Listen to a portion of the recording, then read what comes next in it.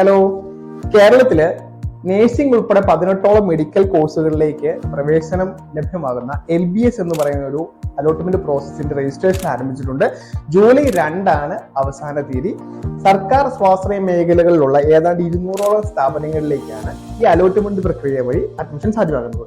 സർക്കാർ കോളേജുകളിലെ മുഴുവൻ സീറ്റുകളിലേക്കും സെൽഫ് ഫിനാൻസിംഗ് കോളേജുകളിലെ 50% സീറ്റുകളിലേക്കും LBS തയ്യാറാക്കുന്ന റാങ്ക് പട്ടികയുടെ അടിസ്ഥാനത്തിലാണ് അലോട്ട്മെന്റ് നടക്കുന്നത്.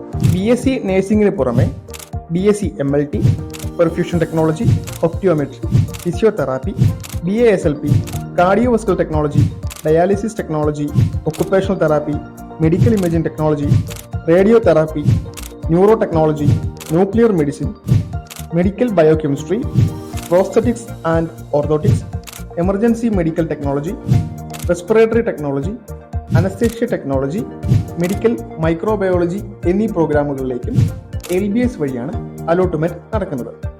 BSc നഴ്സിംഗിന് 14 ഗവൺമെന്റ് കോളേജിലായി 1130 നഴ്സിംഗ് സീറ്റാണുള്ളത്. 23,170 രൂപയാണ് വാർഷിക ഫീസായിട്ട് വരുന്നത്. അതുകൂടാതെ സർക്കാർ സ്വാശ്രയ സ്വകാര്യ മേഖലകളിലായി 149 കോളേജുകളിലും BSc നഴ്സിംഗിന് LBS ത്രൂ അലോട്ട്മെന്റ് നടക്കുന്നുണ്ട്.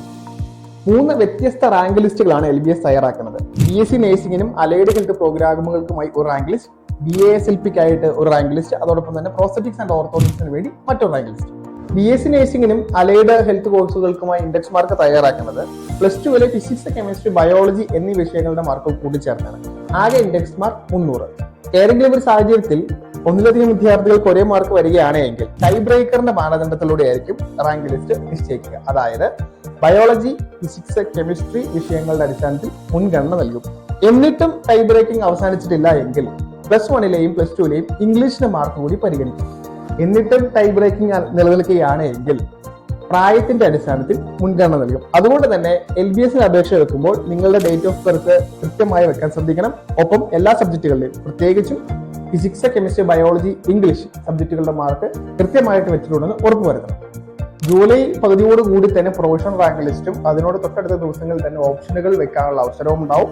ഓഗസ്റ്റ് അവസാന വാരത്തോടു കൂടി LBSന്റെ അലോട്ട്മെന്റുകളെല്ലാം തന്നെ പൂർത്തീകരിക്കും.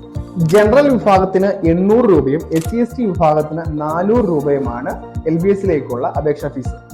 LBSന്റെ അലോട്ട്മെന്റ് പ്രോസസിനെ കുറിച്ച് കൂടുതൽ അറിയുന്നതിന് വേണ്ടിയിട്ടും ഓപ്ഷനുകൾ വെക്കേണ്ട കാര്യങ്ങളെ കുറിച്ചും അല്ലെങ്കിൽ ഇൻഡെക്സ് മാർക്കിനെ കുറിച്ചിട്ട് കൂടുതൽ സംശയ നിവാരണത്തിന് വേണ്ടി ബന്ധപ്പെടുക EduExpert, study in India abroad.